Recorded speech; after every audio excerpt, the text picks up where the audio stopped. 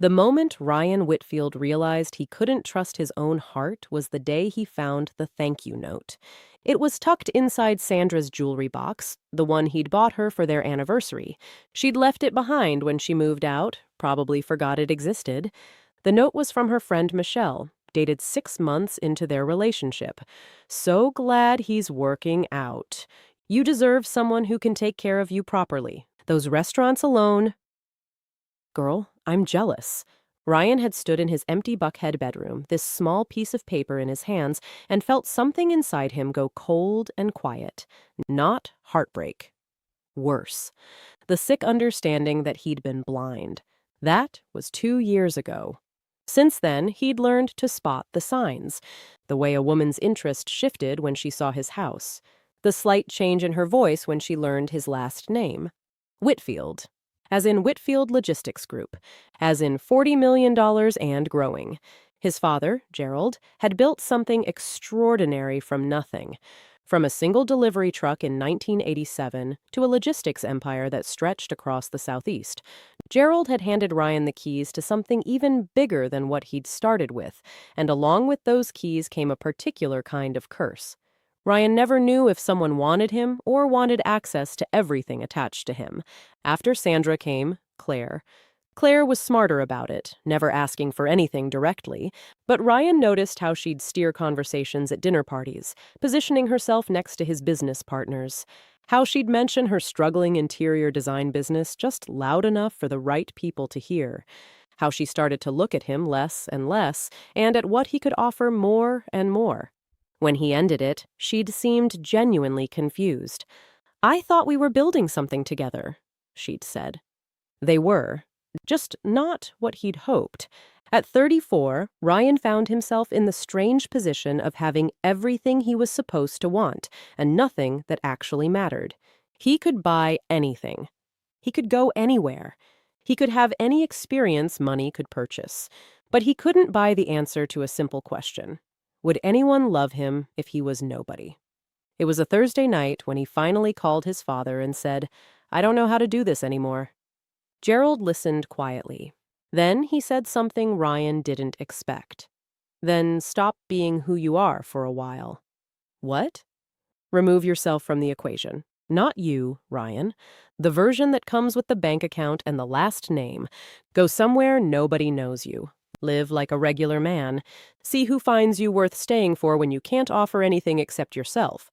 Ryan thought his father was joking, but Gerald's voice was steady and serious, and 3 weeks later, Ryan found himself standing in a rental house in Vine City with a life that belonged to someone else. Someone named Ryan Cole. The house was small in a way that felt almost aggressive. One bedroom with carpet worn thin near the doorway, a kitchen with linoleum peeling at the corners, a bathroom where the sink made a sound like it was considering giving up entirely. The front porch sagged on one side, and the railing moved if you leaned on it. Ryan had grown up in houses where the fixtures were Italian and the floors were heated. This place had a window unit air conditioner that sounded like it was angry about its job. But this was the point. This was the test. Gerald had arranged everything quietly. Ryan was assigned to the West Side Atlanta branch of his own company as a junior filing clerk under his mother's maiden name. Standard salary, $32,000 a year. No special treatment, no corner office. No one knew who he really was except the branch director, who'd been sworn to absolute silence. Ryan drove a 2014 Honda Accord with 140,000 miles and a check engine light that came and went like it was trying to communicate in Morse code. He shopped at Kroger. He learned which gas stations were cheapest. He wore simple clothes, pressed but unremarkable. He packed his lunch. And for 2 months, absolutely nothing happened. He filed records. He answered phones. He made coffee. He was polite and quiet and completely invisible to everyone in that office. Everyone except her. Celeste Harmon had worked at Westside Branch for 3 years, and in that time she'd become the kind of person every office runs on, but rarely appreciates. Project coordinator, which meant in practice she was the person who kept deadlines from collapsing, clients from walking, and disasters from becoming catastrophes. She did this with an ease that made it look simple, which meant people had stopped noticing how hard she worked. Celeste was 36. She'd grown up in Decatur, daughter of a high school teacher and a long-haul truck driver. She'd put herself through Georgia State on scholarships and waitressing tips. She knew what things cost because she'd paid for all of them herself. She wasn't looking for anyone. Her last relationship had ended 2 years back, the kind of quiet ending that happens when two people realize they've been keeping each other company instead of actually choosing each other. Since then, she'd been careful. Deliberate. She wasn't going to fall into something just because it was convenient, but she noticed Ryan on his third day. Not because he was trying to be noticed, because he wasn't trying at all. Most new people came in performing something. Confidence, eagerness, competence. Ryan just came in and worked. He didn't make small talk. He didn't try to impress anyone. He simply did what was in front of him with a steadiness that felt unusual. She watched him for 2 weeks without saying a word. Then, one afternoon, she found him in the break room reading a worn paperback copy of Their Eyes Were Watching God by Zora Neale Hurston, and something in her chest went quiet and curious. "That's an interesting choice," she said from the doorway. Ryan looked up, and for the first time since he'd started, he smiled. A real smile. "I'm on my second time through. Missed things the first time." She poured herself coffee and sat at the other end of the table. They talked for 20 minutes about the book, about wanting a life that actually belongs to you, about the difference between being loved and being needed. When she stood to leave, she realized she didn't want to. That was the beginning. Over the next few weeks, something built between them in the way real things build. Not through grand gestures, but through small, accumulated moments. Ryan started making the good coffee in the mornings because he noticed Celeste arrived earlier than almost anyone. She started leaving the conference room schedule open on Tuesday afternoons because she'd noticed Ryan made quiet phone calls that seemed important to him. They began having lunch together, twice a week, then 3 times, then almost every day. They talked about everything. Books and Atlanta and childhood and what they wanted from life. Ryan had to be careful. Had to edit around the truth of who he was, but everything he felt was real. Every laugh, every moment of connection, every time she said something that surprised him. This was the part he hadn't expected. He'd thought the test would reveal something about other people. Instead, it was revealing something about him. He'd forgotten what it felt like to be wanted for no reason except that someone enjoyed his company. Angela Brooks, Celeste's closest friend at the office, noticed immediately. "That man is interested in you," Angela said one afternoon, watching Ryan through the glass partition. "He's a co-worker," Celeste replied, not looking up from her screen. Mm-hmm. Angela's tone said she didn't believe a single word. "What?" "Nothing. Just, he's very calm for someone supposedly living paycheck to paycheck. Something about him feels different." "Angela? I'm just saying." But Angela wasn't wrong. There was something about Ryan that didn't quite fit. Celeste had noticed it too. The way he carried himself, the way he spoke, the books he read, nothing obvious, just a feeling that there was more to him than what showed on the surface. She noticed, and she stayed anyway. It was Ryan who brought it up. They'd been seeing each other quietly, without any official conversation about what they were doing, for about 6 weeks when he said, "I want to show you where I live." They were walking to the parking lot after work, late summer heat making the asphalt shimmer. Celeste looked at him. Okay. He'd given her the address a week before. She'd driven by once, alone, without telling him. Had sat outside in her car looking at the small house with its sagging porch and old window unit, and she'd felt something. Not pity. Something quieter. Recognition, maybe. She'd grown up in a house not much different. The following Friday, Ryan drove them to Vine City in his Honda. They pulled up in front of the house, and he turned off the engine and sat there for a moment, hands on the steering wheel. Celeste noticed he was nervous. She got out of the car and walked with him to the front door. He unlocked it and held it open, and she stepped inside. The house was exactly what she'd expected. Small and plain and clean, a couch that had lived at least 2 previous lives, a wooden coffee table with water stains, that kitchen with the lifting linoleum. One framed print on the wall, a photograph of the Atlanta skyline taken from a distance that made the city look almost romantic. Celeste stood in the middle of the living room and looked around slowly. Ryan stood near the door, watching her face like he was waiting for a verdict.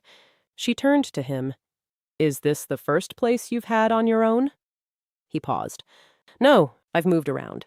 She nodded. "I like it." He looked at her like he hadn't heard correctly. "You like it?" "It's clean, and it's yours. That matters more than people think." Ryan sat down on the couch. After a moment, Celeste sat beside him. The silence between them was comfortable, the kind that only exists when two people have stopped performing. "You're not what I expected," he said quietly. "What did you expect?" He looked at her. "Something different."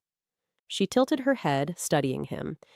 "Did you bring me here because you wanted me to see it, or because you were waiting to see how I'd react?" The question landed with precision that made Ryan go still. "Both," he admitted. She considered that. "Okay. Well, now you know." She reached over and picked up the paperback on his coffee table. A different book this time. James Baldwin. "Do you have anything to drink? I'll stay for a while." Ryan stood up, and for the first time in a very long time, the weight in his chest felt different. Not gone, but lighter. He went to the kitchen. He was gone less than 3 minutes. When he came back, the couch was empty. Ryan stopped in the doorway, 2 bottles in his hands, looking at the empty couch, and his chest did the thing it always did in this moment. The quiet collapse. The familiar understanding that he'd been foolish to believe this time would be different. Then he heard her voice from outside. "Ryan, is there a garden back here?" He turned fast, nearly dropping both bottles. She was standing in the backyard, hands on her hips, looking at a tangle of overgrown rose bushes along the back fence that Ryan had never once paid attention to. "There's a whole overgrown garden out here," she called. "Someone planted roses at some point. They're still trying to bloom." Ryan let out a breath he hadn't known he was holding. He set down the bottles and opened the back door, stepping into the fading Atlanta light. "You scared me," he said, before he could stop himself. She turned. "Scared you hell." He held up the bottles awkwardly. "I came back, and you weren't." He stopped. Celeste studied his face, and understanding moved across hers like a shadow. "You thought I left." He didn't answer. Couldn't. She walked toward him slowly, stood close enough that he could see the exact expression in her eyes. Not pity, not anger. Just a clear, direct sadness. "Ryan, how many times has that happened to you?" He looked away. She reached out and put her hand on his arm. "I'm not leaving. I'm standing in your backyard, looking at your roses. Whoever left before, that was them, not me." He looked at her for a long moment. "I know. I'm sorry." "Don't be sorry. Just hand me that bottle." He did. They stood in the backyard in the fading light and talked for over an hour, and neither of them looked at the time once. The weeks that followed felt like something Ryan had only read about in books. The kind of easy, building intimacy that he'd convinced himself didn't actually exist in real life. Celeste was sharp and funny and completely herself. She didn't soften her edges for him. When he said something she disagreed with, she told him. When he made her laugh, it was real. When they sat together in comfortable silence, it was because neither of them felt the need to fill the space with performance. She invited him to her apartment, a small one-bedroom in East Atlanta, with plants on every surface and bookshelves made from cinder blocks and reclaimed wood. They cooked dinner together, something simple, pasta and vegetables, and it was one of the best meals Ryan had ever had. Not because of the food, because of the person sitting across from him. But while things between Ryan and Celeste were growing into something real, something else was developing at the office. Something darker. Derek Shaw had been operations manager at the West Side branch for 16 years. He had a framed photo of himself at the company award ceremony. He had a parking space with his name on it.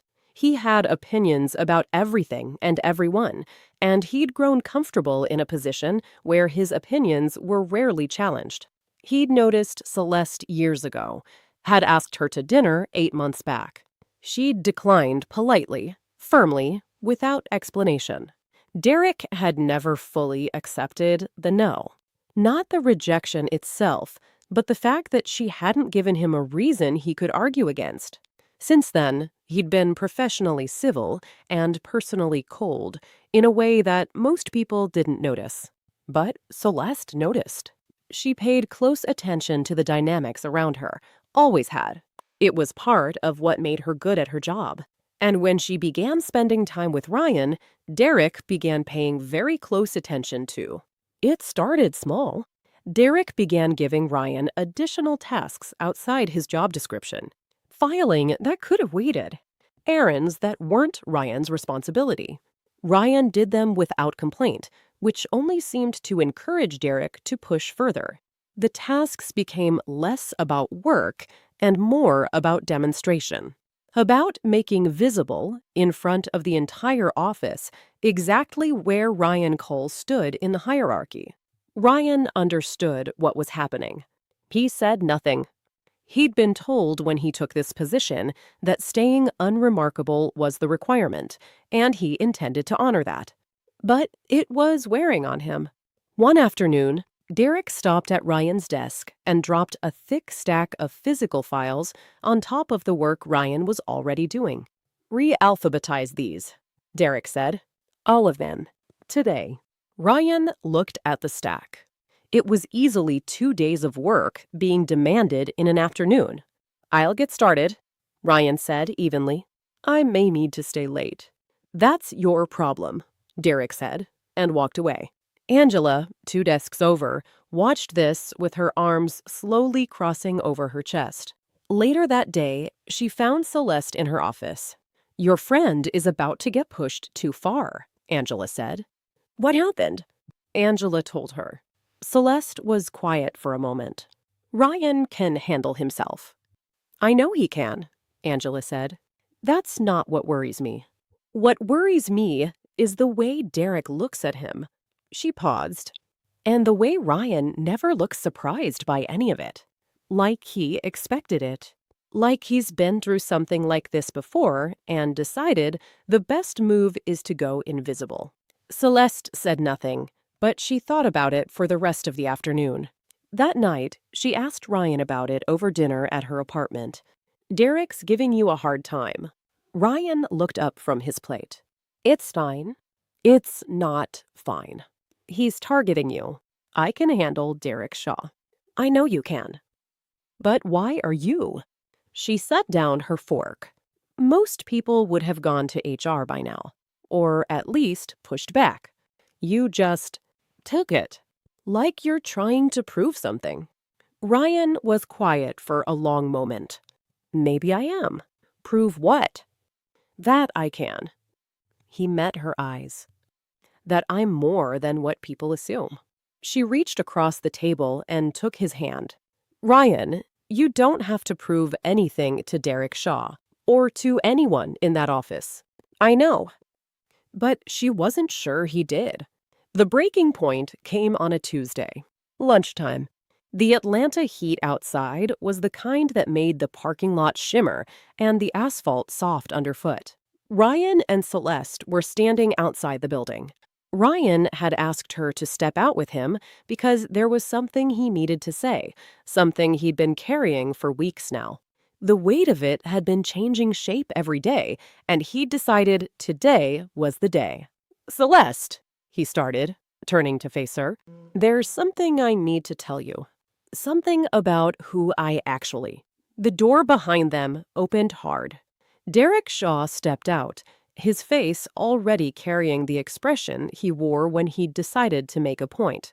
"Cole," he said sharply, using Ryan's assumed last name. Ryan turned. "Yes?" "The Henderson client files. The physical copies. I need them pulled and on my desk before 1 o'clock. I'm on my lunch break," Ryan said calmly. "I'll pull them when I'm back." The temperature in the parking lot changed.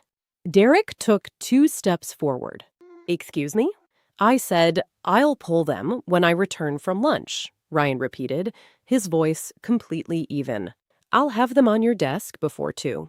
Several employees who'd been standing near the entrance went still, sensing something about to happen.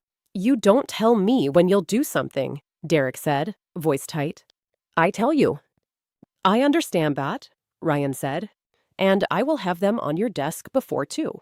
I'm asking for the same 30-minute lunch break everyone else in this office takes." Derek moved fast. His hand shot out and grabbed the front of Ryan's shirt, twisting the fabric in his fist. The parking lot went absolutely silent. "Let me be very clear with you," Derek said, his voice low and dangerous. "You are a filing clerk. You will do what I tell you when I tell you. Get your hand off him." Celeste's voice came from 3 feet away, flat and clear as a blade. She'd stepped forward without anyone seeing her move. She was standing directly beside Ryan, looking at Derek with an expression that wasn't angry. It was worse than angry. It was utterly, completely calm. "Celeste, this doesn't concern you." "It concerns me," she said. "Take your hand off his shirt." Derek's eyes moved around the parking lot. Every person who'd been pretending not to watch was now openly staring. Angela had appeared in the doorway, phone already out. 2 other employees had frozen mid-conversation. Derek released Ryan's shirt. He took a step back. "This conversation isn't over," he said to Ryan. "Actually," said a voice from behind them all, "I believe it is." Everyone turned. 2 black Escalades had pulled into the parking lot so quietly that no one had heard them arrive. 4 men in suits stood near the vehicles, and walking slowly and directly across the parking lot, silver-haired and unhurried, with a man made the branch director, who'd just appeared in the doorway, go pale. Gerald Whitfield, the owner of Whitfield Logistics Group. Gerald walked across that parking lot with the specific calm of a man who has never needed to raise his voice because every room has always known exactly who he was. He stopped 10 feet away and looked at the scene in front of him. His eyes moved from Derek's face to Ryan's wrinkled shirt, then to Ryan. "Son," he said quietly, "are you all right?" The word landed in the parking lot, like a stone in still water. "Son." Nobody moved. Derek Shaw felt the blood leave his face. Several employees began speaking to each other in hushed, urgent tones, rapidly recalculating everything they thought they knew. Angela's hand, with the phone in it, dropped slowly to her side. And Celeste. Celeste stood completely still, looking at Ryan, and something was happening behind her eyes that was not shock and was not anger, but something slower and quieter and more complicated than either. Ryan turned to his father. "I'm fine," he said quietly. Gerald looked at Derek. The look was not theatrical or dramatic. It was simply the look of a man who has arrived at a conclusion. "Your name," Gerald said. "Derek Shaw, sir." I didn't know." "I understand that," Gerald said. "What I want to understand is whether you would have behaved differently if you had." Derek opened his mouth. Nothing came out. "No employee of this company," Gerald said, his voice carrying across the entire parking lot, "is treated the way I just watched you treat that man, whether they are a filing clerk or the company's owner. That is not a standard I will revisit." He looked at the branch director, still frozen in the doorway. "I'll be inside in a moment." Then back to Derek. "You're relieved of your duties, pending a full management review. Please go home." Derek Shaw stood in that parking lot for 2 full seconds, the longest 2 seconds of his professional life, and then turned and walked to his car without another word. Gerald put his hand briefly on Ryan's shoulder, held it there for 1 moment, and then walked toward the building. The parking lot slowly exhaled. Ryan turned to look at Celeste. She was already looking at him. Her expression hadn't changed. It was still that quiet, complicated thing. Ryan, she said. His real name. Not Cole. Celeste. Not here, she said softly. She turned and walked back inside. The office that afternoon was the loudest it had ever been while being completely silent. Everyone knew, or had pieced it together quickly enough that knowing and piecing together were the same thing. The filing clerk named Ryan Cole was Ryan Whitfield. The quiet man who had alphabetized their records and made the morning coffee was the owner's son. The man Derek Shaw had grabbed by the shirt in front of 40 employees was the heir to the company that signed all their paychecks. Ryan sat at his desk for 20 minutes after the parking lot cleared. Not working, just sitting. His hands were shaking slightly. Not from anger, from the sick understanding of what was about to happen. She knew now, and he hadn't been the one to tell her. Finally, he stood up and walked to Celeste's office. The door was open. She was standing at her window with her back to him, looking out at the parking lot where everything had just collapsed. Celeste. She turned around. Her eyes were dry. Whatever she'd felt in those first minutes, she'd pulled it back somewhere deep and was operating now from a place of very careful control. How long? She asked. 7 months, he said. I came in under a different name. Only the branch director knew. She nodded once. And the house? He didn't look away. Mine. I rented it for this. The car? Mine. The whole... She stopped. Started again. All of it was constructed. Not all of it, he said. Celeste, I defended you, she said quietly. Out there. I stepped in front of Derek Shaw because... She stopped again. I thought you needed someone in your corner. I thought you were just a regular person being treated unfairly. You were right, he said. I did need that. What you did out there? Don't, she said. Don't tell me what I did was exactly what you were hoping for. Don't make what just happened out there the conclusion of your test. The word landed between them like something sharp. Test. Ryan was quiet. That's what this was, wasn't it? Celeste said. Not a relationship. An evaluation. And I didn't know I was being evaluated. Her voice didn't waver.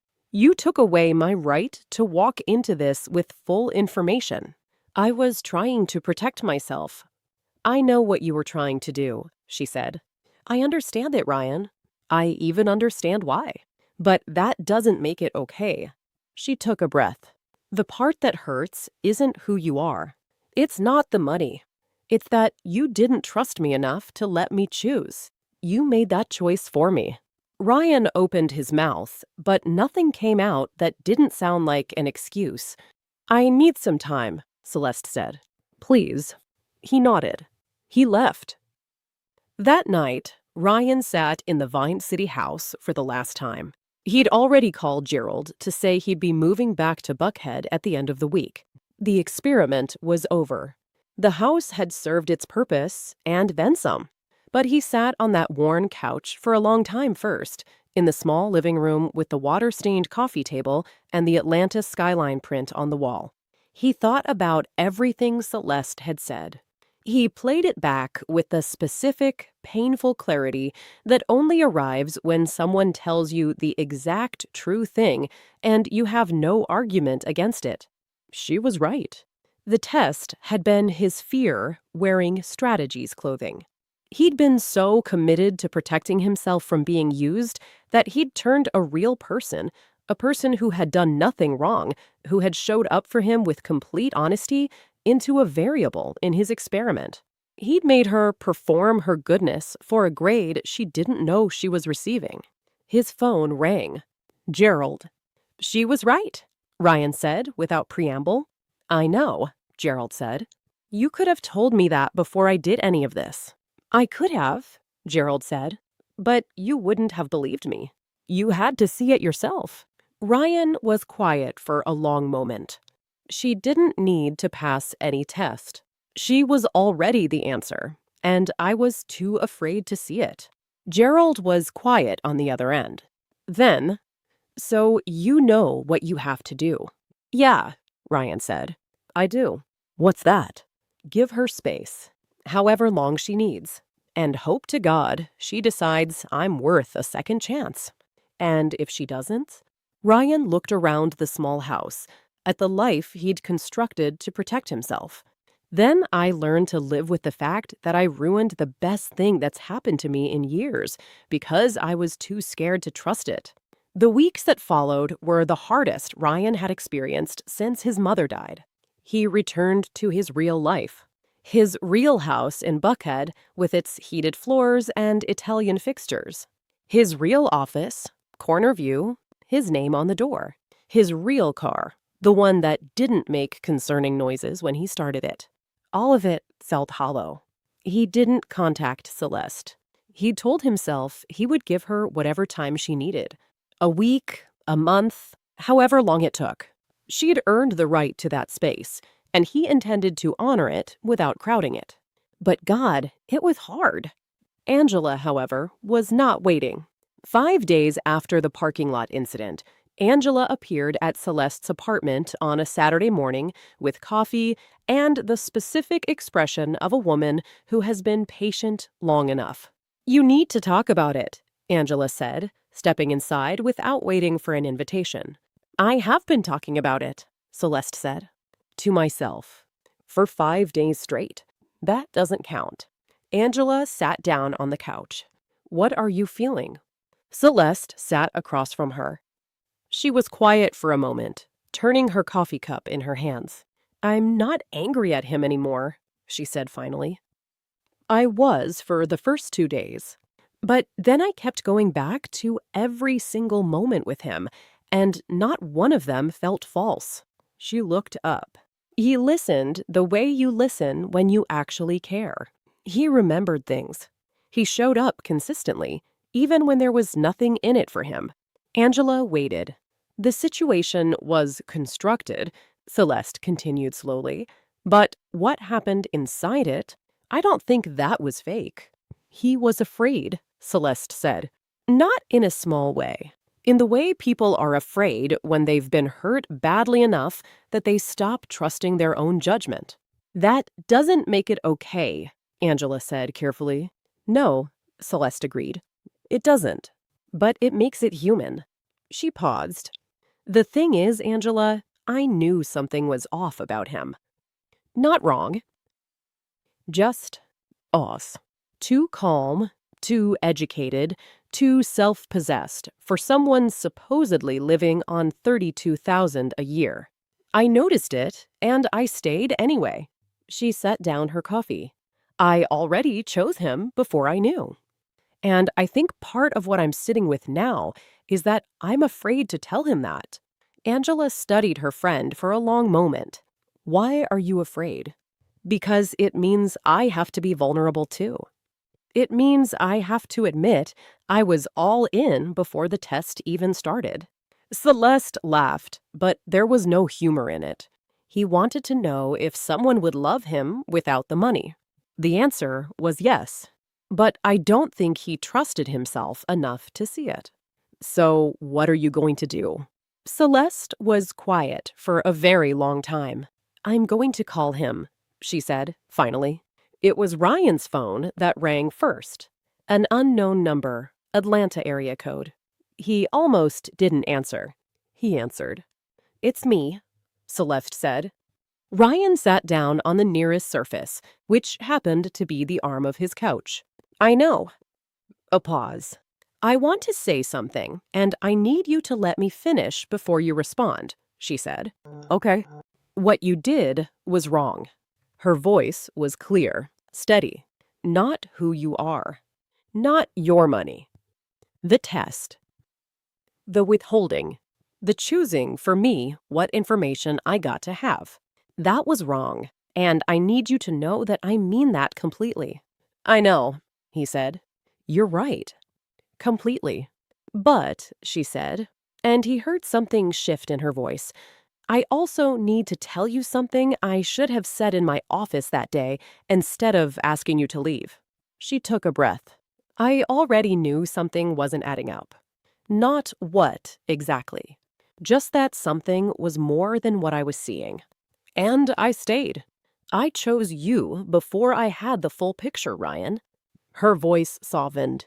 And I think you deserve to know that.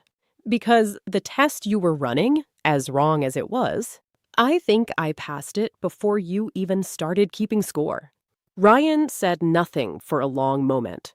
When he finally spoke, his voice was different. Something had come loose in it. I know, he said softly. I think I knew too. And I didn't trust it. That's on me. That will always be on me. Yes, she said. It will. A pause. So, where do we go from here? He asked. She was quiet for a moment. Somewhere honest. Somewhere real. If you're willing to do that. I am, he said immediately. Celeste, I... Don't say it yet, she said gently. Say it when you're in front of me. Say it when it's real. Okay, he said. When can I see you? Tomorrow, she said. You know where I'll be. He did. Ryan came to her apartment the next day with nothing. No flowers, no speech prepared, no grand gesture engineered for effect. Just himself. She opened the door, and they stood there for a moment, two people who had been through something real together and were now deciding what to do with it. Come in, she said. He did.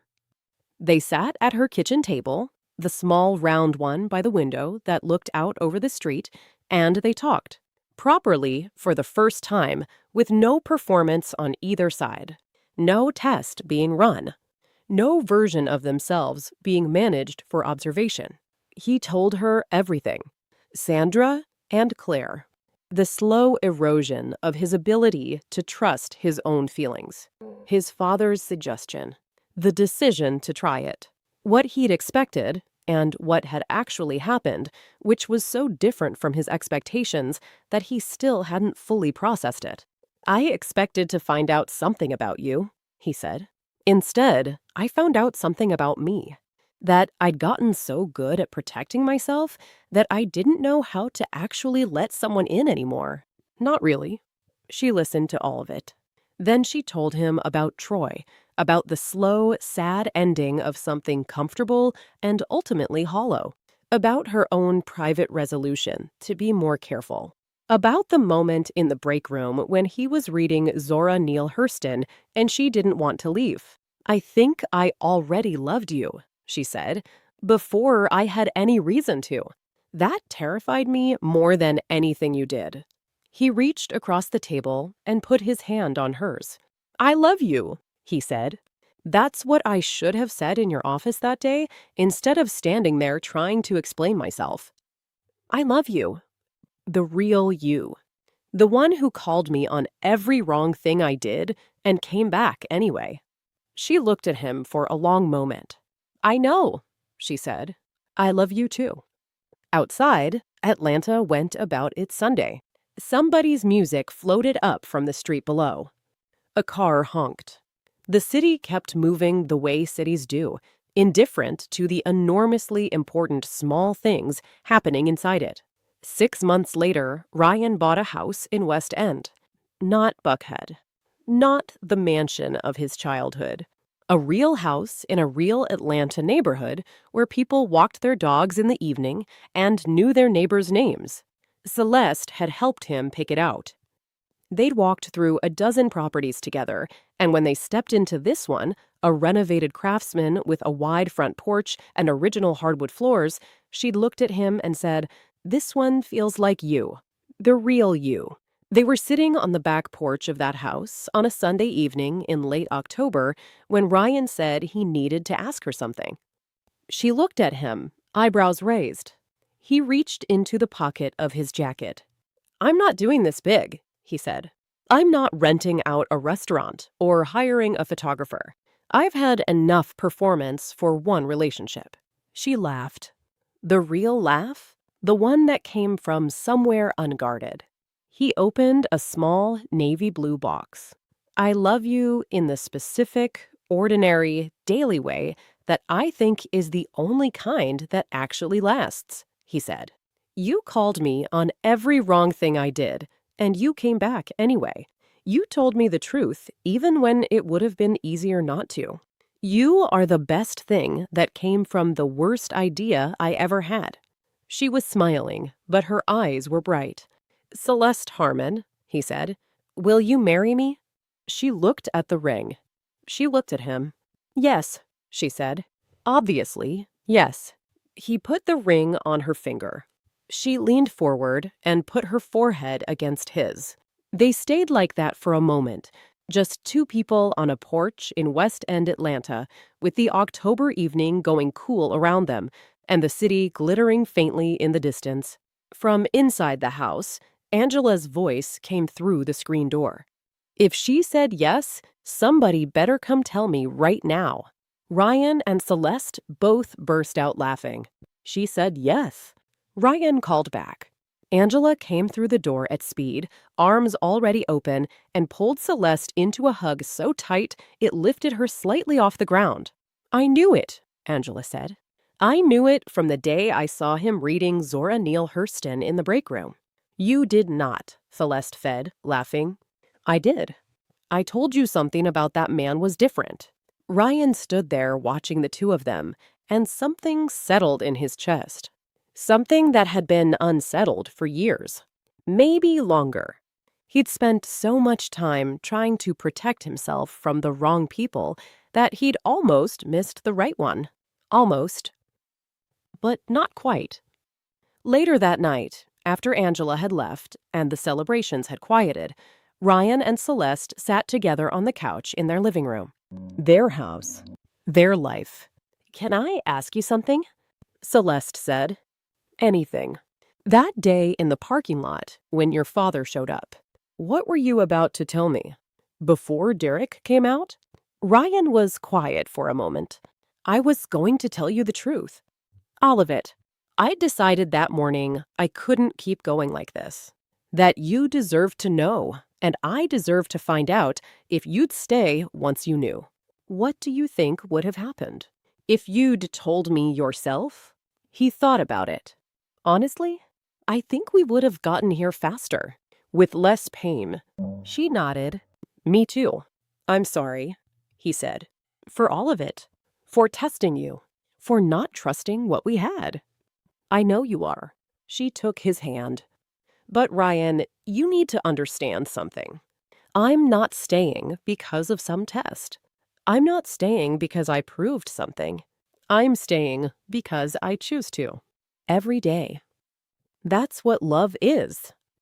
Not passing an examination. Just choosing over and over. He pulled her close, and she settled against him, and they sat there in the quiet of their home. Outside, Atlanta honed its endless song. Somewhere in Buckhead, a charity gala was happening in a ballroom Ryan used to frequent. Somewhere in Vine City, the small house with the sagging porch sat empty, waiting for its next tenant, its next story. And here, in West End, in a craftsman house with a wide front porch and original hardwood floors, two people sat together in the specific, ordinary, profound comfort of being chosen. Not for what they had, not for what they could offer, but for exactly who they were. The test was over. The life was just beginning.